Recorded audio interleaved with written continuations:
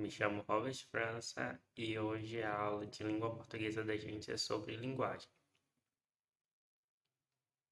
Mas antes que a gente comece a aula propriamente dita, acabe aqui algumas perguntas. Como você acha que o homem na pré-história se comunicava? Como será que ele se comunicava? Você tem alguma ideia? Algum pensamento? Algo sobre? Já pensou sobre isso alguma vez? Já se indagou? Como é que a gente adquire a linguagem? Como é que a gente consegue falar? Segunda questão: como o homem adquiriu a linguagem? Será se alguma divindade deu a capacidade para o homem adquirir ou de repente ele a adquiriu por um processo biológico? Isso leva a gente ao terceiro questionamento: foi Deus quem deu ao homem a capacidade de adquirir a linguagem? Você acredita nessa ideia de que tenha havido um Criador e que ele tenha capacitado o homem com a linguagem? O que vocês acham? Primeiro, reflitam sobre essas questões, pausando o vídeo e depois continuem. Tá? Na pré-história, observem essa imagem que está na tela. Nós temos uma imagem do período Neolítico ou Paleolítico Superior, e aí nessa imagem nós temos 8 elementos, tirando as flechas, os arcos, as lanças, na verdade. Nesses elementos nós conseguimos identificar dois animais, por causa do traço a gente consegue pensar ou inferir que sejam animais, e 5 elementos que a gente consegue deduzir que sejam pessoas. E além disso, a gente consegue identificar ali o que seja um povo. E o que esses elementos, esses indivíduos, essas pessoas estão fazendo? A gente pode deduzir que eles estejam caçando, uma vez que a gente tem um homem com uma dessas lanças cravando ela no peito de um animal. E eles também estão preparando este animal que eles caçaram, já que a gente tem um ao que parece estar deitado e tem alguém tratando ele ao redor do fogo. Então é basicamente isso que a gente vê na imagem. Então essa imagem representa um ritual de caça e de preparo para comida. E esses elementos são muito significativos para a história da humanidade. Segundo Marcos Garcia Dias, a arte rupestre é a primeira linguagem, a primeira forma de transmitir conceitos. Então, é por meio da linguagem rupestre, que o homem primitivo ele transmite os seus conceitos de caça, aquilo que ele pensa. A grande questão é quais eram estes conceitos. Acredita-se, uma das hipóteses levantadas por muitos é que o homem primitivo, ao representar a caça, uma caça bem-sucedida nas paredes da caverna, ele acreditava que isso se refletiria na vida. Então, representando uma caça bem-sucedida, ele teria uma caça bem-sucedida. Essa é uma das hipóteses que é levantada hoje em dia. Agora, o que é a linguagem? Existem diferentes concepções sobre o que seja linguagem, diferentes autores definem linguagem de maneira diferente, e isso está relacionado com diferentes teorias sobre o que seja uma linguagem. Aqui nós vamos definir linguagem como todo e qualquer sistema de signos empregados por seres humanos na produção de sentido. Então, todo signo que o homem usa para significar, para produzir sentido, para fazer com que o outro entenda o que ele quer comunicar, Isso é, para expressar sua faculdade de representação da experiência e do conhecimento. Então, todo esse conjunto, todo esse sistema de signo que o homem usa para representar a experiência dele e os seus conhecimentos são denominados de linguagem. E essa é uma definição que está presente em Linguagem de Marcos Wein, um linguista brasileiro. Dessa definição, podemos tirar duas distinções. A primeira, de linguagem verbal, que é um signo que é utilizado para comunicar algo, para significar algo, dar sentido, e as linguagens não verbais. Tá, mas o que seria uma linguagem verbal e uma linguagem não verbal? Vocês observem as imagens que temos aí. Nós temos um semáforo, que significa algo, é utilizado no sistema de trânsito. E cada uma dessas cores significa algo, indica que é para os motoristas pararem, terem atenção, porque vai mudar o sinal, ou seguirem em frente. Nós temos logo do lado, é proibido fumar nesse local, um aviso escrito. Depois nós temos os emojis, que são carinhas, que significam algo, são utilizados principalmente em nossas redes sociais. Depois temos um trecho de um quadrinho em que há um pensamento da personagem. Tomara que hoje, depois da aula, ele me convide para jantar.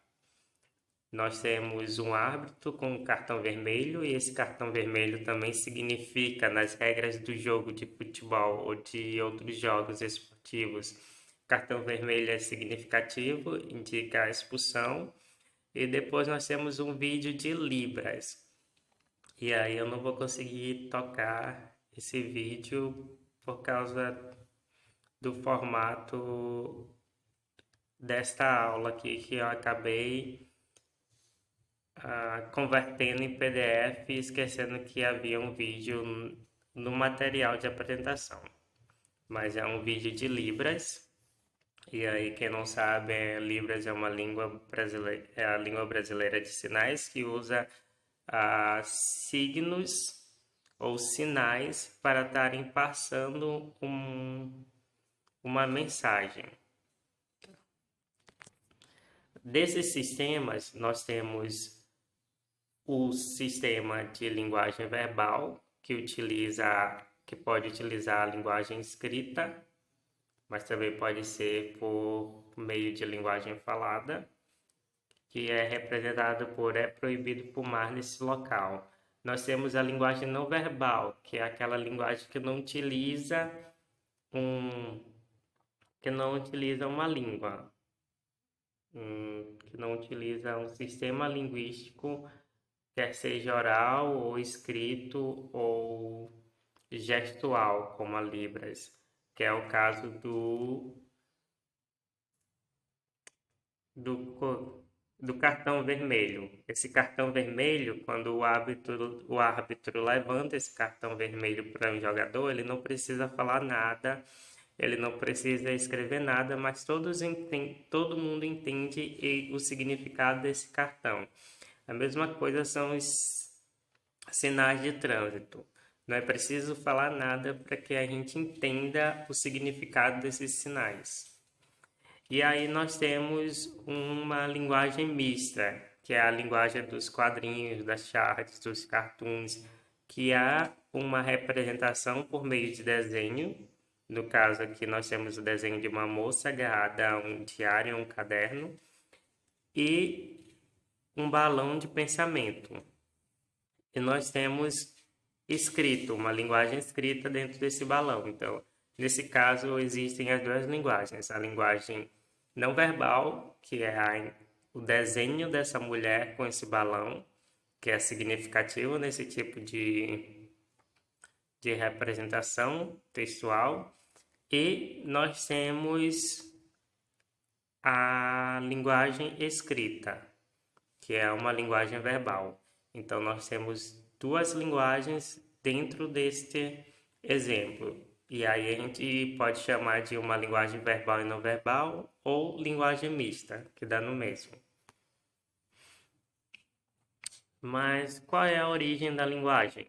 Mais cedo a gente se perguntou se teria sido Deus que tenha dado a capacidade para o homem falar. E esta é uma indagação, a origem da linguagem é uma indagação bem antiga. Desde os primórdios, o homem sempre se debruça sobre questões como essa. E aí, por falta de explicações científicas, o homem cria diversos mitos e suposições sobre como tenha surgido. Então, em diferentes culturas e em diferentes épocas, o homem criou suposições e mitos sobre a origem da linguagem. E um desses mitos ou suposições é descrito em Gênesis. E aí vamos ler uma dessas suposições. Disse também o Senhor Deus: não é bom que o homem esteja só. Façamo-lhe um auxílio semelhante a ele. Tendo formado o Senhor Deus do barro todos os animais da terra e todas as aves do céu, levou-os para Adão, para que visse como os chamaria. Cada um deveria portar o nome que Adão lhe tivesse dado. E chamou Adão por seus nomes todos os animais, e todas as aves do céu, e todas as feras da terra.